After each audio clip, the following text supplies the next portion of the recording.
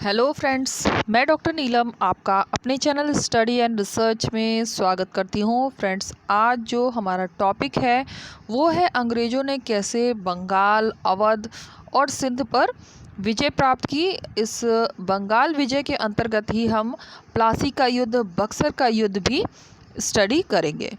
तो चलिए देर ना करते हुए अपनी स्टडी पे चलते हैं।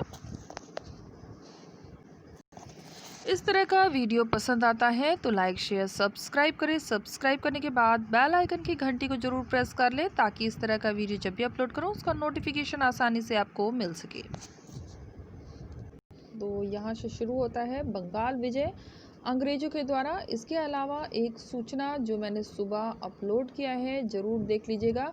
जिन लोगों ने यूजीसी नेट के फॉर्म अभी फिल नहीं किए हैं उनके लिए एक खुशखबरी है कि इसकी डेट को बढ़ा दिया गया है। अब जो जून है, जून के 15 तारीख तक आप फॉर्म को फिल कर सकते हैं। तो जिनका छूट गया है वो फॉर्म फिल कर लें। इसकी सूचना मैंने सुबह ही आपको वीडियो के माध्यम से दे दी थी। तो चलिए अपनी स्टडी पे चलते हैं। बंगाल की विजय। भारत में ब्रिटिश राजनीति सत्ता का आरंभ सन 1757 ईस्वी के प्लासी युद्ध से माना जाता है, जब ब्रिटिश ईस्ट इंडिया कंपनी की सेना ने नवाब सिराजउद्दौला को पराजित कर दिया। इसके पूर्व दक्षिण भारत में फ्रांसीसियों के साथ अंग्रेजों का टकराव उनके लिए एक पूर्वाभ्यास मात्र था, यानी किस तरह से डील करना है, युद्ध करना है, उसका पूर्वाभ्यास इनको फ्रांसीसियों के साथ हो गया था। प्लासी का युद्ध, जो कि बंगाल के नवाब सिराजउद्दौला और क्लाइव के नेतृत्व में अंग्रेजी सेना के बीच 23 जून 1757 ईस्वी को मुर्शिदाबाद से दक्षिण में भागीरथी नदी के किनारे प्लासी के मैदान में हुआ। तो 23 जून 1757 में किस नदी के किनारे? तो भागीरथी नदी के किनारे प्लासी के मैदान में हुआ था और ये पश्चिम बंगाल में पड़ेगा। यह युद्ध दोनों सेनाओं के बीच प्रतीकात्मक ही साबित हुआ, क्योंकि साजिश के चलते नवाब की ओर से मीर जाफर व राय दुर्लभ अपनी सेना के साथ चुपचाप खड़े रहे। सिराजउद्दौला की ओर से केवल मोहन लाल और मीर मदान के अधीन वाली एक छोटी सेना ने, जिसे एक फ्रांसीसी अफसर से सहायता मिल रही थी, युद्ध में भाग लिया। इस प्रकार अंग्रेजी सेना बिना कोई विशेष लड़ाई लड़े जीत गई। इस विजय को भारत में ब्रिटिश राजनीतिक सत्ता का आरंभ माना जाता है। तो यहीं से ब्रिटिश सत्ता का प्रारंभ हमारे भारत देश में हुआ। सिराजउद्दौला अपनी पत्नी लुत्फुन्निसा के साथ भागकर मुर्शिदाबाद चल पहुंचा, जहां मीर जाफर के पुत्र मीरन ने उसकी हत्या कर दी। आगे बक्सर का युद्ध है। ये भी बहुत ही महत्वपूर्ण युद्ध रहा है, जो कि हुआ अक्टूबर सन 1764 में। बंगाल का नवाब मीर कासिम जून 1763 ईस्वी में सितंबर 1763 ईस्वी तक अंग्रेजों से 3 बार हारा। इसी दौरान वह पटना गया। वह अंग्रेजी कोठी के प्रधान एलिस से उसका गहरा मतभेद था। नवाब ने सभी अंग्रेज कैदियों तथा अपने कुछ प्रमुख अधिकारियों का कत्ल कर दिया, जो पाटन हत्याकांड के नाम से जाना जाता है। तो पाटन हत्याकांड पर प्रश्न बनता है, थोड़ा ध्यान रखिए। उसके बाद उसने अवध के सिराजउद्दौला तथा मुगल बादशाह शाह आलम द्वितीय के साथ मिलकर अंग्रेजों से लोहा लिया। 22 अक्टूबर सन 1764 को अंग्रेज सेनापति मेजर हेक्टर मुनरो, ये नाम आता है कि किसने नेतृत्व किया था अंग्रेजों की तरफ से, तो मेजर हेक्टर मुनरो की सेना तथा संघीय सेना के बीच बक्सर का युद्ध हुआ, जिसमें अंग्रेजों की जीत हुई। तो बंगाल विजय हुई, फिर इसमें बक्सर का युद्ध हुआ, इसमें भी ये जीत गए। यह युद्ध भारतीय इतिहास के सबसे अधिक निर्णायक युद्धों में से एक था। बक्सर के युद्ध से अंग्रेज बंगाल, बिहार, उड़ीसा के निर्वाधित शासक बन गए। युद्ध के पश्चात अवध के नवाब ने अंग्रेजों को निम्न सुविधाएं प्रदान की। 50 लाख रुपए अंग्रेजों को दिए। कड़ा और इलाहाबाद मुगल बादशाह को एवं चुनार अंग्रेजों को दिए गए। इसके बाद यहाँ पे बंगाल विजय के बाद यहाँ पे द्वैत शासन स्थापित हुआ अंग्रेजों के द्वारा, वो भी देख लेते हैं। बंगाल का द्वैत शासन जो कि स्थापित हुआ सन 1765 से और ये चला सन 1772 तक। अंग्रेजी कंपनी इन सूबों के लिए मुगल बादशाह की ओर से दीवान बन गई और इन सूबों से लगान वसूल करने तथा असैनिक न्याय की देखभाल करने का अधिकार उसे प्राप्त हो गया। निजामत अर्थात शासन करना और फौजदारी का न्याय बंगाल के नवाब के अधिकार में ही रहा। शासन को इन दो भागों में बांटकर दो विभिन्न शक्तियों के हाथों में देने के कारण ही इन शासकों को दोहरा शासन या द्वैध शासन कहते हैं। कंपनी ने 2 नायब दीवान नियुक्त किए, बंगाल के लिए मोहम्मद रजा खां और बिहार के लिए राजा शिताब राय। ये नायब दीवान कलकत्ता में रहकर कार्य करते थे। इस प्रकार कंपनी ने अपना उत्तरदायित्व 2 भारतीय अधिकारियों को सौंप दिया। दीवान का यह कार्य यही अधिकारी करते थे और कंपनी केवल अधिक से अधिक आय प्राप्त करने में रुचि रखती थी।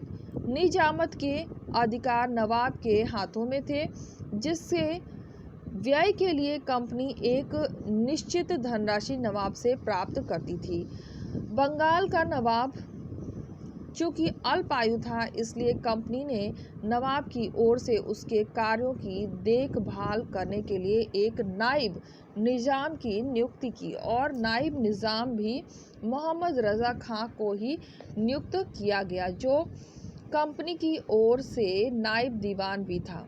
इस प्रकार बंगाल, बिहार, उड़ीसा के शासन का उत्तरदायित्व वास्तव में अंग्रेजी कंपनी के कर्मचारी मोहम्मद रजा खां पर चला गया, जो सूबे का नाइब दीवान और नाइब निजाम था। वहीं सन 1772 ईस्वी में इन सूबों के शासक के लिए उत्तरदायी रहा।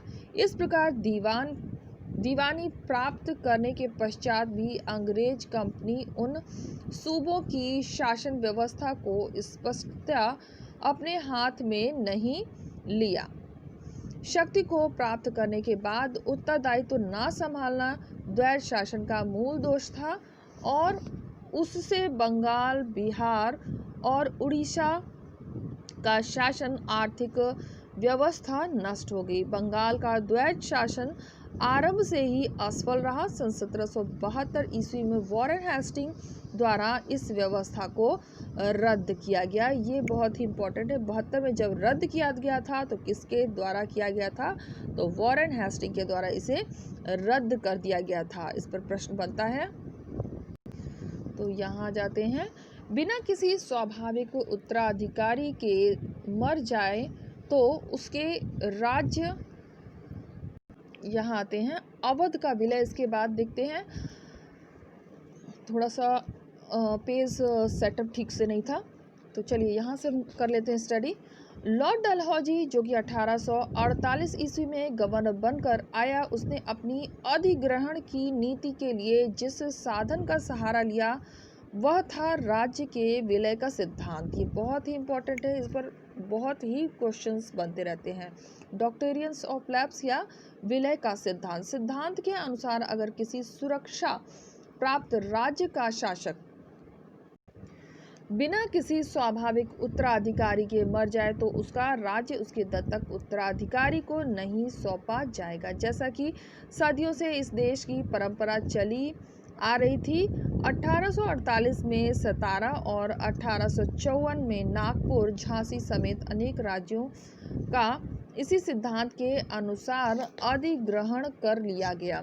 अवध में उत्तराधिकारी होने के कारण उस पर विलय का सिद्धांत लागू नहीं किया जा सकता था। अतः अवध के नवाब को राज्य की जनता की दशा सुधारने के विचार का सहारा लिया। नवाब वाजिद अली शाह पर इल्ज़ाम लगाया गया कि उन्होंने अपना शासन ठीक से नहीं चलाया। तो इस पर प्रश्न बनता है कि अवध को किस तरह से अंग्रेजी साम्राज्य में विलय किया। तो इस पर शासन ठीक से ना चलाना या कुशासन का आरोप लगाकर इसे भी अपने साम्राज्य में मिला लिया गया और सुधार लागू करने से इनकार कर दिया। इसी आधार पर अवध को सन 1856 में डलहौजी द्वारा हड़प लिया गया। कब हड़पा गया? तो 1856 में। सिंध विजय देख लेते हैं। सिंध विजय कैसे हुई? यूरोप एवं एशिया में अंग्रेजों और रूसियों की शत्रुता बढ़ रही थी और अंग्रेजों को भय था कि अफगानिस्तान या फारस के रास्ते रूसी भारत पर हमला कर सकते हैं। सिंध की विजय इसी का परिणाम थी। इसके अतिरिक्त सिंध नदी के व्यापारिक उपयोग की संभावनाएं भी सिंध के विलय का एक कारण बनी। तो इसके दो कारण थे, एक तो बाहरी आक्रमण से बचना, दूसरा व्यापारिक कारण। सन 1832 की एक सिंध के द्वारा अमीर कहलाने वाले सरदार से 1839 ईस्वी में एक सहायक संधि पर हस्ताक्षर कराए गए और अंततः 1843 में लॉर्ड एलनबरो के कार्यकाल के दौरान एक संक्षिप्त अभियान के बाद चार्ल्स नेपियर ने सिंध का अधिग्रहण कर लिया। सिंध के अधिग्रहण से तुरंत पहले नेपियर ने अपनी डायरी में लिखा था कि हमें सिंध पर कब्जा करने का कोई हक नहीं है, फिर भी हम ऐसा करेंगे और यह बदमाशी का एक बहुत ही लाभदायक और उपयोगी मानवीय उदाहरण होगा।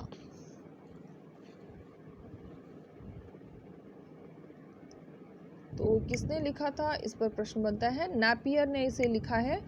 यहाँ से ये स्टेटमेंट आप रीड कर सकते हैं। फिर आ जाता है अफगानिस्तान से संघर्ष जो हुआ, उसे भी देख लेते हैं। अंग्रेजों ने वैज्ञानिक सीमा प्राप्त करने तथा रूस के एशिया की ओर प्रसार से चिंतित होकर अफगानिस्तान को प्रभाव में लेने का प्रयास किया।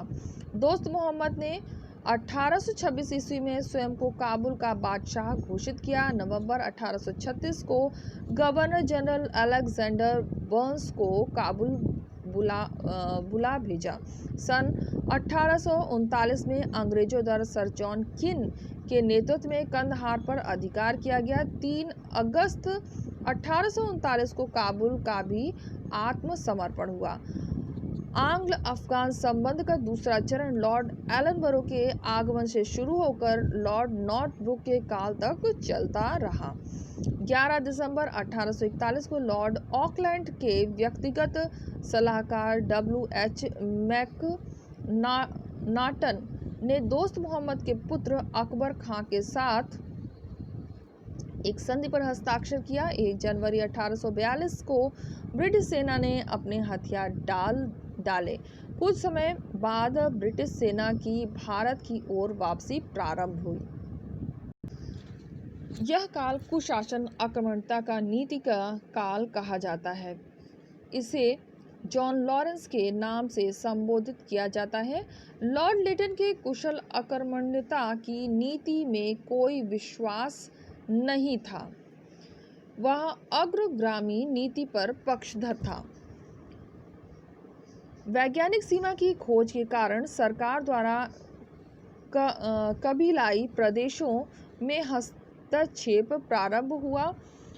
बहुत से सामरिक महत्व के स्थानों पर अधिकार कर लिया गया। सन 1899 में लॉर्ड कर्जन भारत आया। इसकी नीति थी सैनिक विकेंद्रीकरण के स्थान पर उसका केंद्रीकरण करना। उसकी काबिलियत उत्तेजना के साथ स्थान पर उसके समझौता करने की नीति थी। लॉर्ड कर्जन ने उत्तर पश्चिम सीमावर्ती 5 जिलों अर्थात हजारा, पेशावर, कोहाट, बन्नू और डेरा इस्माइल खां के प्रदेश जो प्रशासनिक सीमा और ड्यूरंड लाइन के बीच थे, उनको मिलाकर एक नए प्रांत उत्तर पश्चिम सीमा प्रांत का गठन किया। सन 1932 में इस प्रांत को गवर्नर के प्रांत की स्थिति दे दी गई और सर ग्रिफिथ पहले गवर्नर नियुक्त हुए। तो आगे आ जाएगा प्रशासन। औपनिवेशिक जो प्रशासन था, भू राजस्व और जो व्यवस्था लागू की गई थी अंग्रेजों के द्वारा, वो सभी स्टडी हम नेक्स्ट वीडियो में करेंगे। तो फ्रेंड्स, हम आ गए हैं प्लेलिस्ट में। यहाँ आप देख सकते हैं हमने जो स्टडी अभी की है, अगर उसके सभी वीडियोस आप देखना चाहते हैं, इसमें 64 वीडियोस अपलोड हैं डिस्क्रिप्टिव स्टडी के नाम से हिस्ट्री के। तो यहाँ से आप खोलकर इसे कंप्लीट इसकी स्टडी आप कर सकते हैं। और इसके लिए आपको जाना पड़ेगा डिस्क्रिप्शन बॉक्स में। डिस्क्रिप्शन बॉक्स में हिस्ट्री डिस्क्रिप्टिव स्टडी के नाम से प्लेलिस्ट क्रिएट किया हुआ है और लिंक दिया गया है। लिंक के माध्यम से आप इन सभी वीडियोस को देख सकते हैं। उम्मीद है आपको वीडियो पसंद आएगा। वीडियो पसंद आता है तो लाइक शेयर सब्सक्राइब करें। सब्सक्राइब करने के बाद बेल आइकन की घंटी को जरूर प्रेस कर लें, ताकि इस तरह का वीडियो जब भी अपलोड करूँ उसका नोटिफिकेशन आसानी से आपको मिल सके। और इसमें आपको प्राचीन से लेके मध्यकालीन इतिहास के सभी वीडियोस अवेलेबल हैं। इस समय हम आधुनिक इतिहास में आ चुके हैं और उनके टॉपिक की स्टडी हम कर रहे हैं। और इसमें सभी इम्पोर्टेंट जो फैक्ट आते हैं एग्ज़ाम में, उन सभी को हमने कवर कर रखा है। तो अभी यही समाप्त करते हैं। Okay friends, take care and good night.